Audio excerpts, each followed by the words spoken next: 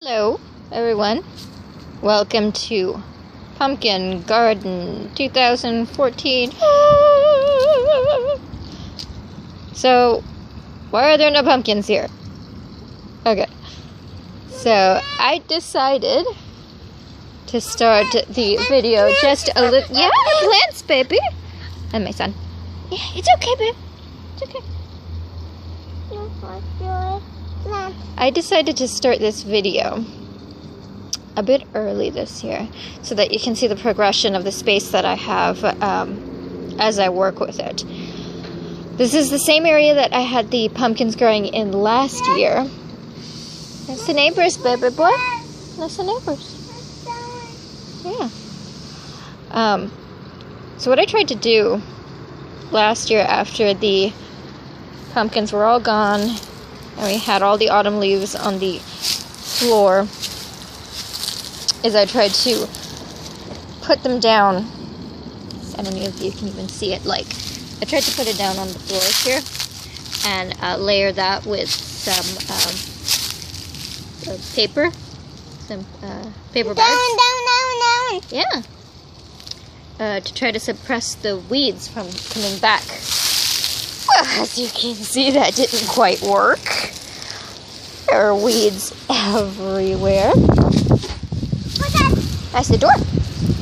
And that's a little bit of a problem because I am intending to use the entire area.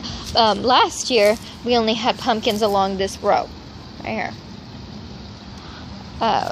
This time, I want to do a hill setup with 3 or 4 down one row, 3 or 4 down another, and then 3 or 4 close to the same row, but a little bit backed up from the brick wall there.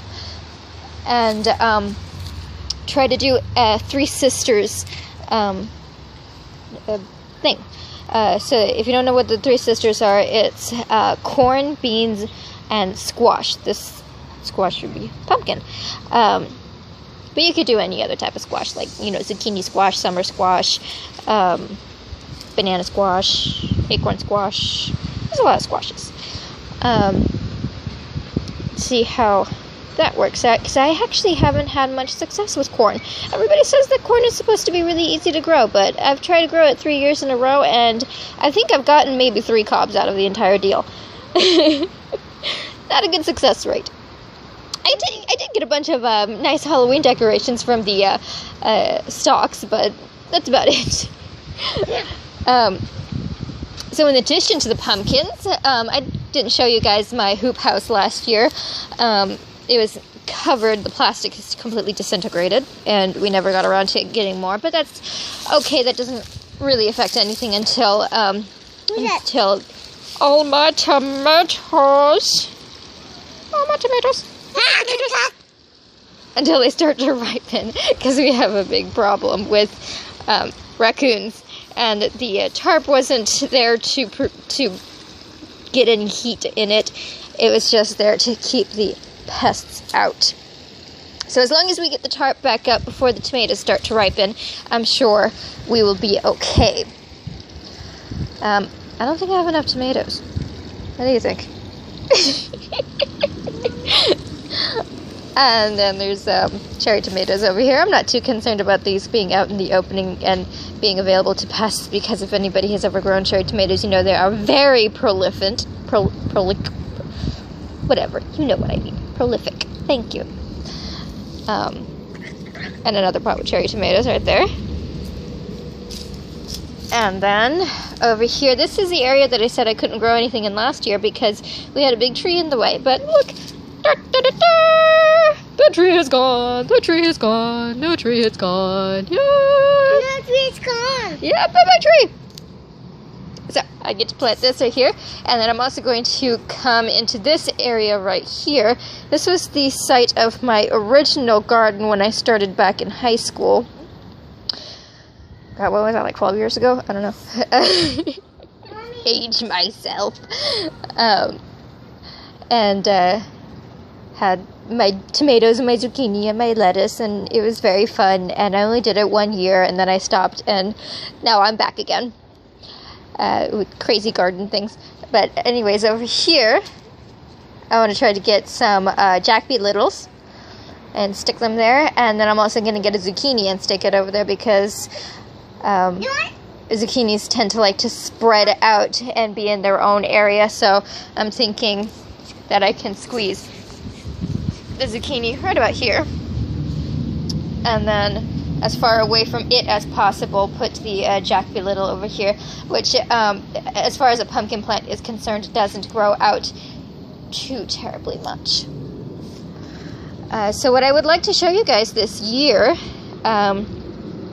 is the evolution of this area, trying to clear out all the weeds, trying to get the hills set up. I'm going to try to use the native soil to set up hills because it's just, I think it might be too expensive to try to get bagged soil, which would be by far the easiest method.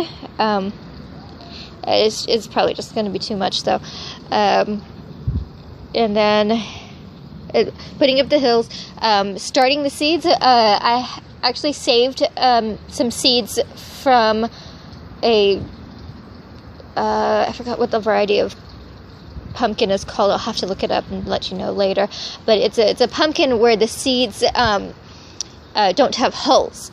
So you can just pull the seeds out of the pumpkin, roast them, and eat them just like that without having to worry about any hulls. And I loved that last year. They were so delicious.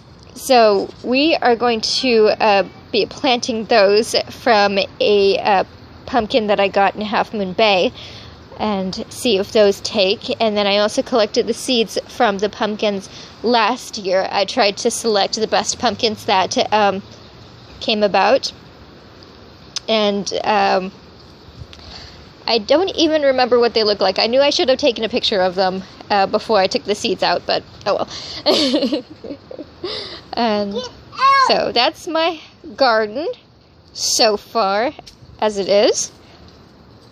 And I will be talking to you as soon as I can, as soon as I get things start setting up. And I'll give you tips on when to plant the corn versus the beans versus the pumpkins, because there is a certain schedule that's better to follow.